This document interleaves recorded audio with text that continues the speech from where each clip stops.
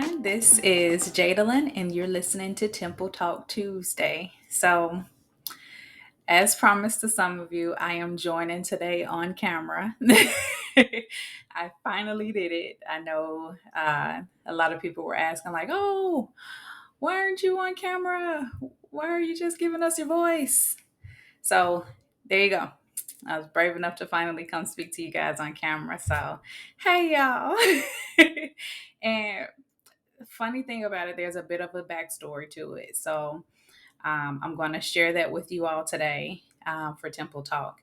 And I'm going to ask that you excuse me because I'm, still learning this camera etiquette. I don't know if a lot look up there or if I look down here. So I might be doing a little bit of the two. So bear with me.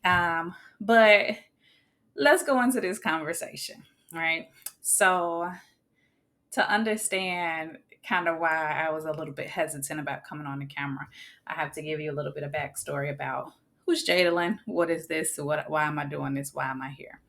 So a little bit about me and why I have this fear of taking pictures and being on camera. It's not necessarily a fear, but just a preference of not to do so. It has a lot to do with my own medical experience and my history. So, going back, traveling back in time. So a few of my close listeners, followers, family, friends, everyone knows that I am Meharry Maid, proudly Meharry Maid. I hold my master's in public health from Meharry Medical College in Nashville, Tennessee. Um, in terms of qualifying my space here, my work here, I have over, I hate to even say this, a decade, if a little bit more than a decade of healthcare experience. It's definitely more than a decade. It's closer to 15, 16 years. And public health experience and everything from clinical medicine, healthcare administration, health policy, health advocacy, health research, and even now, I'm still in the healthcare arena. I work in securing and educating members of the pharmaceutical supply chain. So that is what I do professionally. I don't say that to say, hey, this is me to toot my own horn.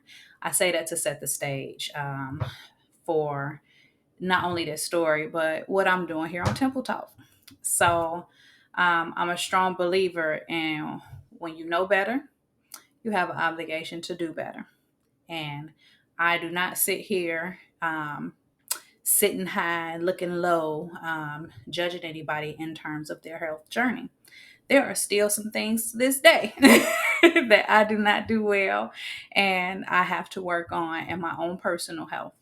But to understand why I'm here is to know that I believe in empowering people with information.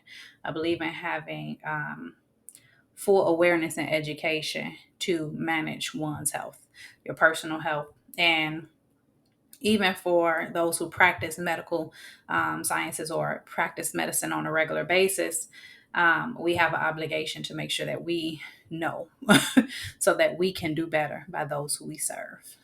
So, again, that's why I'm here. That's why I sit here. And this is what, this is what Temple Talk is about: our bodies, our health, and how do we take care of these things. So, with that said, and I'm going to go back. I have to go back to 2015 to pay homage to my daughter. Many of you all know in 2015, my daughter, Erica Eylani, was stillborn. She is whom this organization is named after. So if anybody was wondering, like, what in the world is Eylani Community Health Network? Now you know. This organization has been named after my daughter, Erica Eylani. Again, she was stillborn in 2015. And shortly thereafter, I became pregnant with my rainbow baby. And that's my little EJ, my Eric Jr., my little love bug, who sometimes you may hear in the background going crazy. He's out there playing now. But the health complications that I experienced really have a lot to do with how he came into this world, right? So, in 2017, about a year and a half later, after I lost my daughter, I became pregnant with my son. And that pregnancy was so boring. So boring, so uneventful. For the most part, although I was classified as a high risk pregnancy due to the circumstances surrounding my daughter's death, she died in utero due to heart failure. Because of that, I was classified as high risk. And I was monitored as a high risk pregnancy throughout, but we had zero complications. It was a complete blessing. Other than my own personal anxieties, having experienced a loss, there was nothing about the pregnancy that was alarming in any way or complicated in any way. We were really blessed with a very seamless transition up until labor and delivery. Um, and that's where things kind of changed and became quite chaotic. So, I'm going to go into some fine details. And if anyone is listening and this story sounds familiar or, challenging in any way, let me know in the comments. I'd love to hear how you interact with this story. Maybe you experience something similar or not. But please feel free to interact with me about this story because this is something that we see in our community a lot. This is something that we are working. I hope that as a nation, we are diligently working, and that is adverse health outcomes for mothers. That's pregnancy related, particularly African American mothers. So, my due date was February 10th, 2017. And guess what? On February 10th, 2017, I woke up and my water broke. So, right on time, right? When I tell you this pregnancy was born and uneventful, I'm not lying to you. Everything was boom, boom, boom, boom, boom. Blood pressure, blood sugar, everything they checked for, perfect. So we get to the day and I am in labor with my little EJ. And you guys, everything that could go wrong went wrong. I get there, and of course, they're checking to make sure that there's actually amniotic fluid showing up. So they confirmed that my water did break. They're hooking me up. They're checking me out. They're monitoring my contractions. All right, time is going by. We get to the point of, all right, do you want an epidural? Sure, let's go for it. I get an epidural, and about 4 hours in, I am in an excruciating pain because my epidural is not working properly.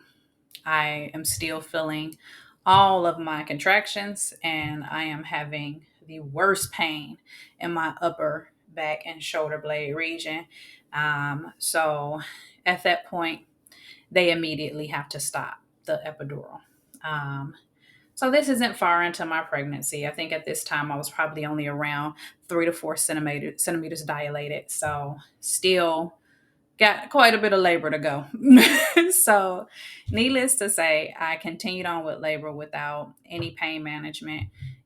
Just toughed it out, right?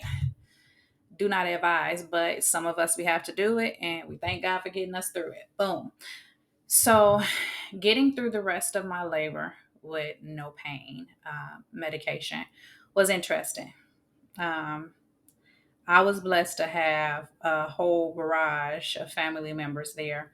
My mom, both my sisters, and my husband at the time was all there and coaching and supporting and praying me through. So that part went pretty well. Um, we got to the part where there's a part in pregnancy or in labor and delivery where the baby is crowning. And that's pretty much about this much of the head is kind of peeking through. And the baby is ready to come out. It needs to be delivered at that point. So I get to the point where my son is crowning and there's no doctor there. My doctor, who was there during the first half of my delivery, left in anticipating that the next doctor on call would arrive. He did not arrive. So at this point, I'm letting the nurse know, hey, so my son's ready to come out. And she's like, no, he's not.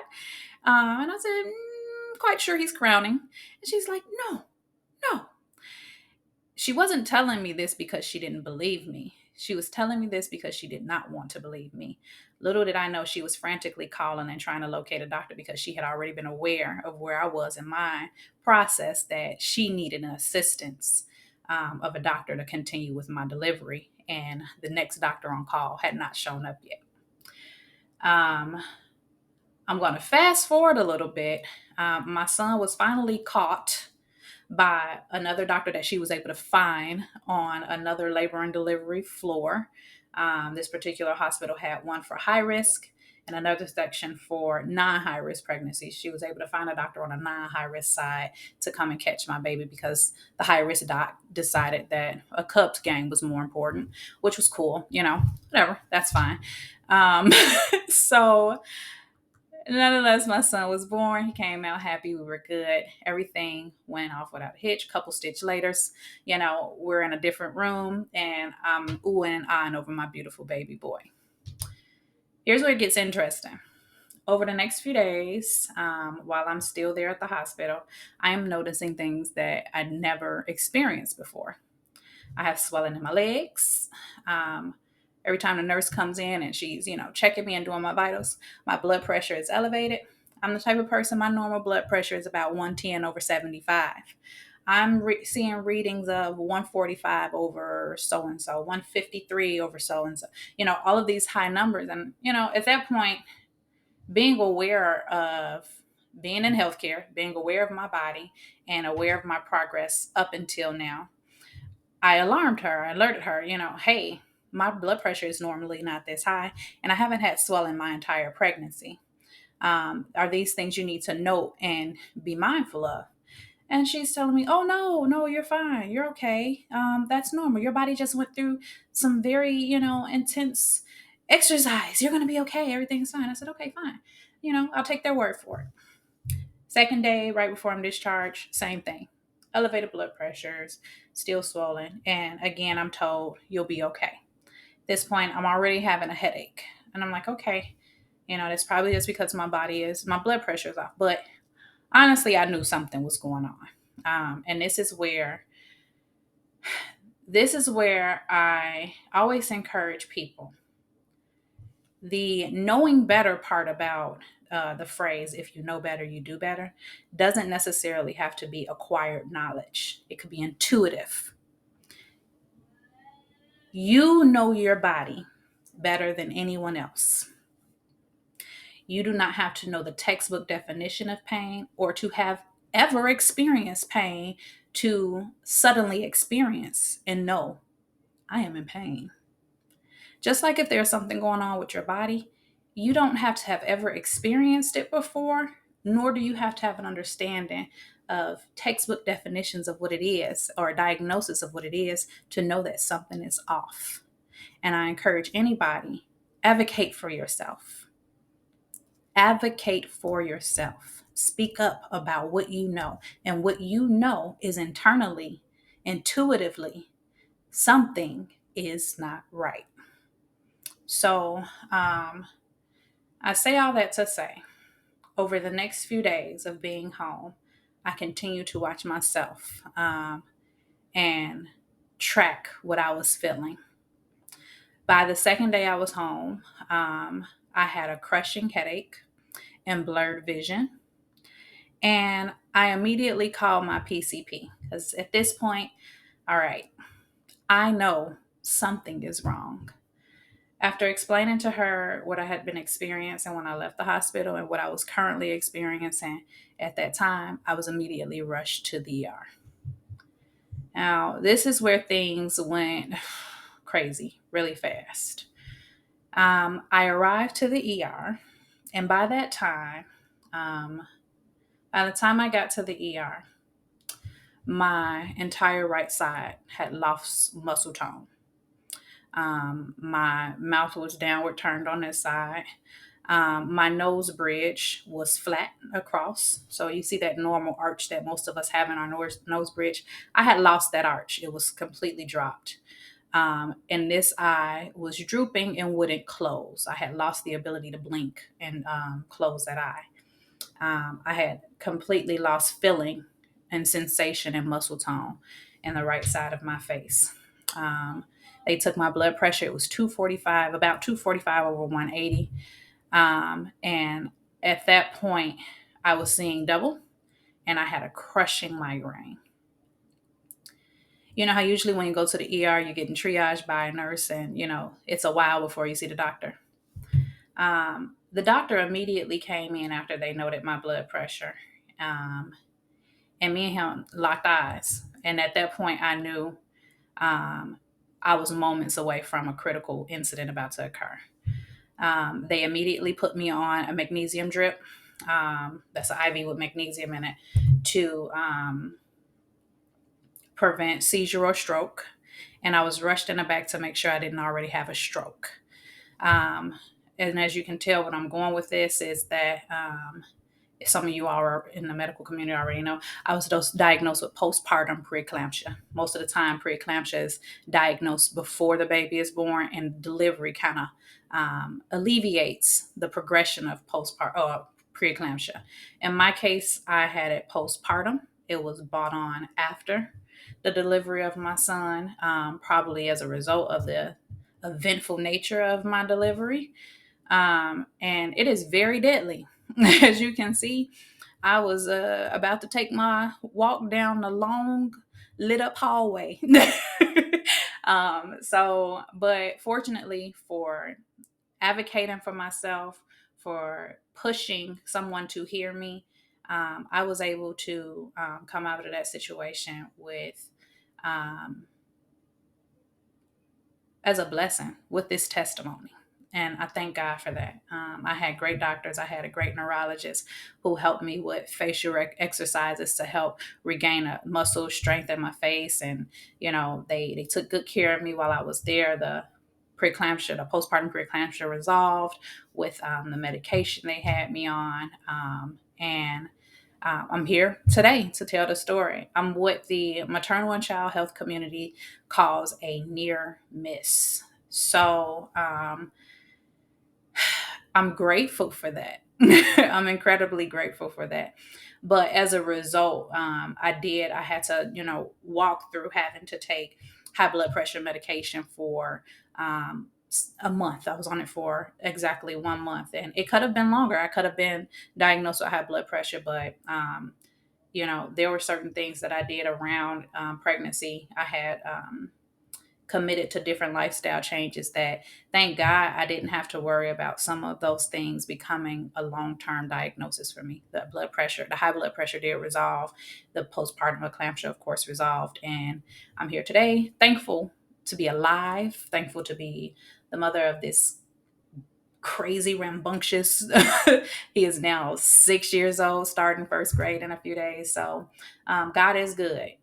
But I say all that to tell you, one, why I really don't like taking pictures or being in the camera, because it does sometimes still affect my the muscle strength in my face. I can tell when, sometimes I'm not as expressive in certain pictures and things like that, or I catch it and I'm like, oh, I really hate that picture, or I hate the way I look right now, because sometimes it does kind of flare up. So that is why I had to come kicking, screaming, and get dragged to put myself on camera. So, but I am committed to making sure that I engage with you guys in this way. So it's just not my voice. So today, you get my face. I don't know if I'll do it every single time, but I will certainly try. But I did want you all to have the backstory as to who I am, why I am so passionate about health promotion and the health of everyone that I engage with, but also, giving you all a little bit of insight into, who you're communicating with or who you're conversing with every Tuesday when you log in here. So that is my background. If you all have any questions, like I said, feel free to comment below. But this space is, I'm happy to be here and happy to be able to communicate with you guys about your health and wellness and promote health and wellness across a larger community to talk about and raise awareness of the health disparities that we face as African American people, or just people in general, as women and men, and empower you all to become educated about your own health and the signs of your own body so you can properly advocate for yourself. If anything is most important for me, is that you all feel empowered and educated to walk away and say, hey, if I have a healthcare need or a health issue, I am the one that is in most power of healing my temple. I am the one in most authority to talk about my temple, not a healthcare provider. They are there to help you, but you are responsible for your outcomes and for making sure people understand you and what you're experiencing in your bodies. So that is the background. And I am going to transition us back to our normal conversation. So yeah, that's that in a nutshell. Thank you all for pushing me to get on camera. So I did it. If you have been following us over the last 2 weeks, we are knee deep in our book of the month, The Body Keeps Score by Dr. Bessel van der Kolk. We're not going to dive into it too deep this week because I want to give you you guys some time to read and catch up and get into it, because I want to have a discussion in a chat or in the comments, and I want to hear what you're feeling, how you're thinking about it. I already know a few people were like, oh, I'm waiting for my copy to come in the mail. So I want to give them a couple days to get into it and catch up. So we'll pick back up on The Body Keeps Score by Dr. Bessel van der Kolk. We'll pick back up on that next week. Also, thank you all for jumping in the comments and talking about food as medicine. We talked about that, brought it up, like, what do you guys think? Can you heal yourself? Is food the cure or the key for healing chronic illness, disease management? If you think so, if you haven't already, I saw a few comments like, yes, diet is everything, and I'm like, yes, that's right, diet is everything. But no, if you haven't commented already your opinion, please do so below. I want to hear what you guys think about food as medicine. Do you really think that people are curing themselves and healing their bodies through what they consume?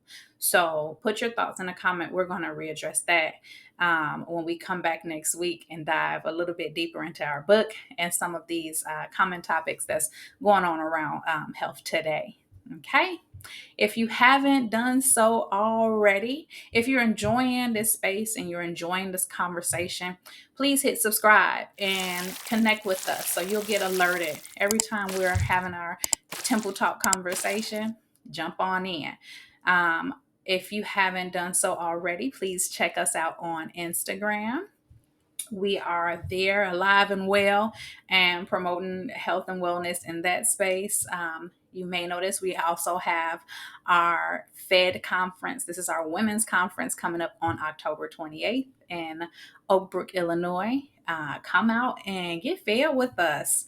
Oh my gosh, we're going to have some amazing speakers talking about health and wellness from 4 different platforms: financial wellness, physical wellness. We're going to also be talking about spiritual health and mental health. So please join us. There's going to be food provided. So you're literally going to get fed. And that acronym stands for Feeling Empowered Daily. So if you have more questions about that, if you need to know, I'll go ahead and drop the link in this video today so you can check out F.E.D Conference and see if you all want to come.